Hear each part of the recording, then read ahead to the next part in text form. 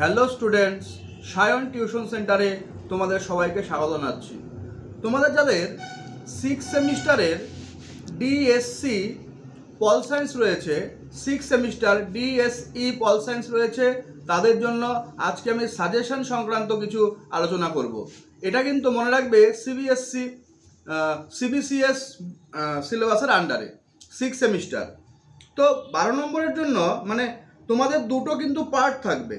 একটা পার্ট হলো তোমাদের ইন্ডিয়া অ্যান্ড হিয়ার নেইভার, মানে ভারত এবং তার প্রতিবেশী।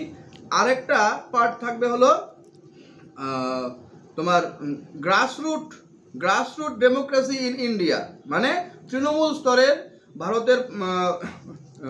ভারতের গণতন্ত্র। তো তৃণমূল স্তরের ভারতের গণতন্ত্র আমাদের টিউশন সেন্টারে পড়িয়েছি আমরা, তারই ভিত্তিতে তোমরা কিন্তু সাজেশনগুলো পাবে।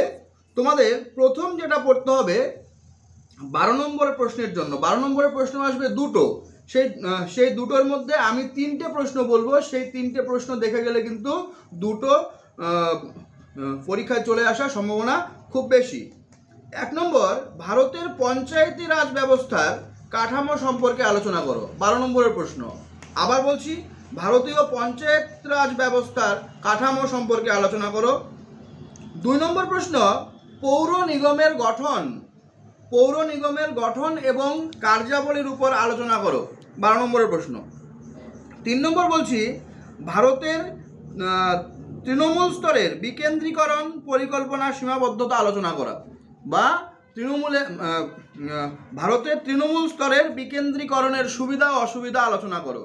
তাহলে বললাম কি, বিকেন্দ্রীকরণের সীমাবদ্ধতা এবং বিকেন্দ্রীকরণের সুবিধা অসুবিধা। বিকেন্দ্রীকরণ কি, প্রশ্নটা এমনভাবে সেট হবে, ক্ষমতা বিকেন্দ্রীকরণ কি, বিকেন্দ্রীকরণের সুবিধা এবং অসুবিধাগুলি আলোচনা করো। অথবা বিকেন্দ্রীকরণ কি, বিকেন্দ্রীকরণের সীমাবদ্ধতাগুলি আলোচনা করো। এটা গেল 3 নম্বর প্রশ্ন। আর আমি কিন্তু 12-র জন্য কোনো প্রশ্ন বলছি না। এবার দেখো 6-এর জন্য তোমাদের লিখতে হবে 4টা। আমি 5 থেকে 6টা প্রশ্ন দিচ্ছি। তার মধ্যে খুব ইম্পর্টেন্ট যেগুলো প্রশ্ন এবারের জন্য, গণতান্ত্রিক বিকেন্দ্রীকরণের সুবিধাগুলো আলোচনা করো। আবার মানে এবছরের জন্য বিকেন্দ্রীকরণ এতটাই ইম্পর্টেন্ট যে বিকেন্দ্রীকরণ থেকে তোমাদের যে কোনো একটা প্রশ্ন আসবে, ভাগ্য ভালো থাকলে 2টো প্রশ্নও আসতে পারে। বিকেন্দ্রীকরণ কি, বিকেন্দ্রীকরণের সুবিধা অসুবিধা, বিকেন্দ্রীকরণের সীমাবদ্ধতা। তো 6 নম্বরের জন্য বললাম বিকেন্দ্রীকরণের সুবিধাগুলো আলোচনা করো, সুবিধা, অ্যাডভান্টেজ।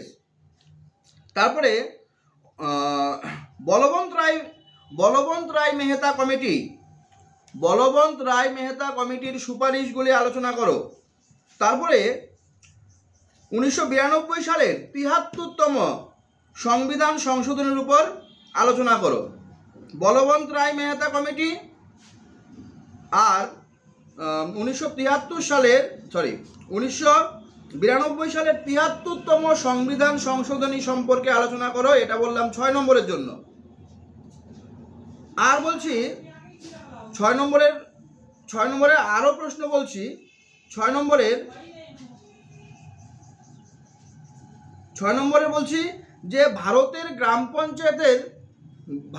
গ্রাম পঞ্চায়েতের ক্ষমতা এবং কার্যাবলী আলোচনা করো, বা পশ্চিমবঙ্গের গ্রাম পঞ্চায়েতের ক্ষমতা এবং কার্যাবলী আলোচনা করো। 6 নম্বরের 3টা প্রশ্ন বললাম।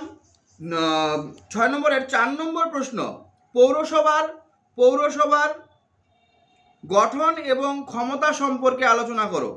পৌরসভার গঠন এবং ক্ষমতা সম্পর্কে আলোচনা করো। আর শেষ নম্বর প্রশ্নটা বলছি, গ্রাম সভা বলতে কি বোঝো, গ্রাম সভার কার্যাবলীগুলি আলোচনা করো। এটা কিন্তু 6 নম্বরের জন্য তোমরা পড়ে রাখতে পারো। এবার 3 নম্বরের যে 4টা প্রশ্ন লিখতে হবে, সেই 3 নম্বরের যে তোমাদের কিন্তু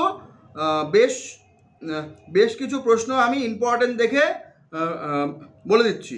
3 নম্বরের জন্য আমি 4টা প্রশ্নের জায়গায় 7টা থেকে 8টা প্রশ্ন বলবো।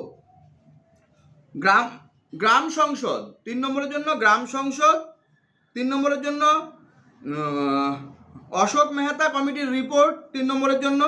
পঞ্চায়েত সমিতির গঠন, তারপরে জেলা পরিষদের গঠন, পশ্চিমবঙ্গের জেলা পরিষদের গঠন, আর তারপরে পড়তে হবে পশ্চিমবঙ্গের পঞ্চায়েত সমিতির গঠন, তারপরে পড়তে হবে স্থানীয় স্বায়ত্তশাসন, তারপরে পড়তে হবে পৌরসভার আয়ের উৎস।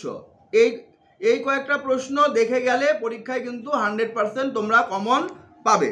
কি বললাম? গ্রাম সংসদ, অশোক মেহতা কমিটির রিপোর্ট, পঞ্চায়েত সমিতির গঠন, জেলা পরিষদের গঠন, তারপরে বললাম স্থানীয় স্বায়ত্তশাসন, তারপরে বললাম পৌরসভার আয়ের উৎস। এই হলো তোমাদের 60 নম্বরের প্রশ্ন। 12 নম্বরের প্রশ্ন লিখতে হবে দুটো, 6 নম্বরের প্রশ্ন লিখতে হবে তোমার 4টা লিখতে হবে, আর 3 নম্বরের প্রশ্ন লিখতে হবে 4টা। এই নিয়ে তোমরা 60 নম্বরের পরীক্ষা দেবে। আমি যে আজকে আলোচনা করে দিলাম সেই আলোচনার পরিপ্রেক্ষিতে কিন্তু সাজেশন আকারে আলোচনা করে দিলাম, সেই আলোচনার পরিপ্রেক্ষিতে তোমরা কিন্তু পড়ে যাবে, সেটা 100% কমন পাবে তোমরা। আমাদের চ্যানেলটি যদি খুব ভালো লাগে তাহলে সাবস্ক্রাইব করে দিও, বন্ধু বান্ধবের সঙ্গে শেয়ার করে দিও। ধন্যবাদ।